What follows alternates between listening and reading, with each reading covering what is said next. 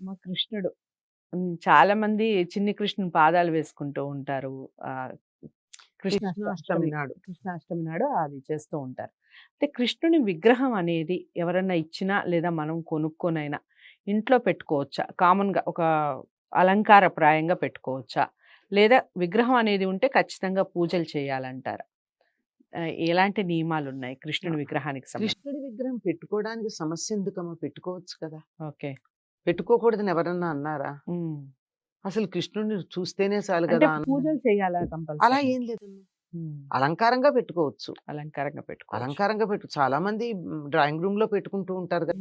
Living రూమ్‌లో కూడా ఈ మధ్య కాలంలో ఆ! కనిపిస్తున్నాయి. లివింగ్ రూమ్‌లో కూడా లివింగ్ హాల్‌లో. రూమ్. హ్మ్. అదే డ్రాయింగ్ ఆర్ లివింగ్. హ్మ్. అందరికి అంత సెపరేట్ కూడా ఉండవు గదా! హ్మ్. 2 అందుకని హ్మ్. నేను చెప్పాను. హ్మ్. ఉంటాయి. హ్మ్. ఉన్నందువల్ల నష్టమేం లేదమ్మా. ఆనందంగా ఉంటుంది కృష్ణుడు చూస్తుంటే. అవును. ఒకప్పుడు హ్మ్. కాకపోతే ఒకప్పుడు అసలు చూస్తేనే బావుంటుంది. హ్మ్. రెండోది ఎప్పుడన్నా చూస్తుంటే ఆయన చేతిలో ఉన్న మరులో నెత్తిన నెమలిపించం అవి చూసినప్పుడు కొన్ని భావనలు రాకుండా ఉండవు గదా! హ్మ్. హ్మ్. ఈ పెట్టుకునే విగ్రహాలు ఇంతంతవి కాదు గనక అసలు పెద్దవే పెద్దవే ఉంటాయి గనక పెట్టుకుంటారు. హ్మ్. అలంకారప్రాయంగా పెట్టుకునేవి అన్నీ అందులో ఉన్న ప్రతి అంశం గూడా చాలా సెపరేట్‌గా మనకు కనపడుతూ ఉంటుంది. దేనికది డీటెయిల్డ్‌గా. హ్మ్. అలా కనపడుతూ ఉన్నప్పుడు దాంట్లో ఎప్పుడో ఒకప్పుడన్నా మనకేదో ఒక భావన కలగదా! ఈ హ్మ్. మురళెందుకు వాయించాడు? వీణ వాయించొచ్చు కదా! హ్మ్. పని పాట లేదా మురళెందుకు ఆలోచన రాదా? హ్మ్. హ్మ్. ఇలాంటివేవో కలగడానికి అవకాశం ఉంది. అందువల్ల తర్వాత ఒక్కొక్కటేమిటంటే ఒక విగ్రహం ఉండడం వల్ల ఆ విగ్రహం యొక్క కాంటూర్స్ ఉంటాయి గదమ్మా! హ్మ్. హ్మ్. వంపులు. ఈ అవును. వంపులు, సొంపులు ఏవైతే ఉన్నాయో వాటి వల్ల పాజిటివిటీ పెరిగే అవకాశం ఉంది. ఓహ్! ఒక గీత ఇక్కడి నుంచి ఇక్కడికి ఇలా గీసిన దానికన్నా, హ్మ్. హ్మ్. ఇలా గీస్తే దాని విలువ ఎక్కువొస్తుందట. ఓకే. ఓకే. ఎనర్జీ. హుహుహు. కనుక ఇందులో ఎన్ని నగిషీలుంటాయి, ఎంత అందంగా ఉంటాడు. అవును కదా! అందువల్ల హ్మ్. ఉండే అవకాశం ఉంది. చక్కగా హ్మ్. పెట్టుకోవచ్చమ్మా. నిజంగా ఉంటుందమ్మా. అలా పాజిటివిటీ పెరుగుతుందా ఆ వంపుల పెరుగుతుందా వల్ల? లేదా?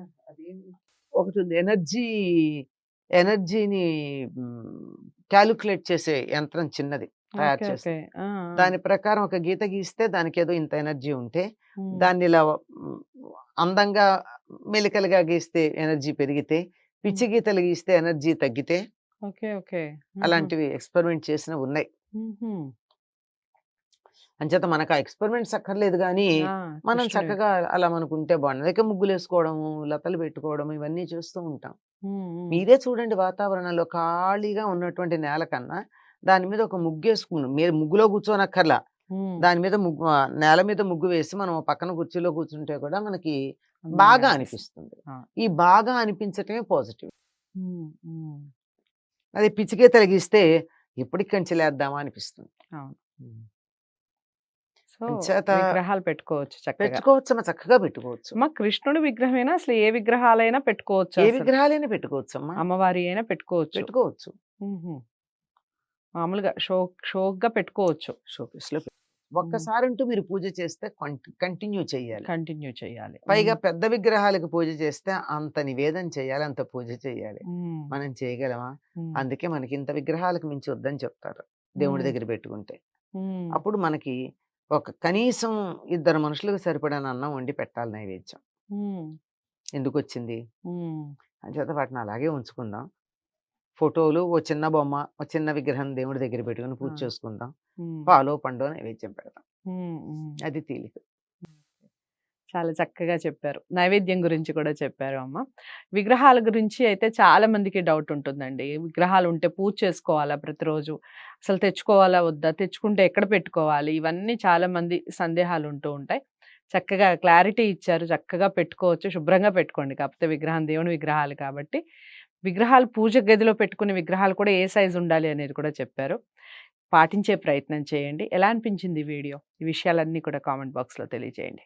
తప్పకుండా వీడియోని లైక్ చేసి షేర్ చేయండి. ఛానెల్‌ని సబ్స్క్రైబ్ చేసుకోండి. మరో మంచి అంశంతో మళ్ళీ కలుద్దాం. నమస్తే.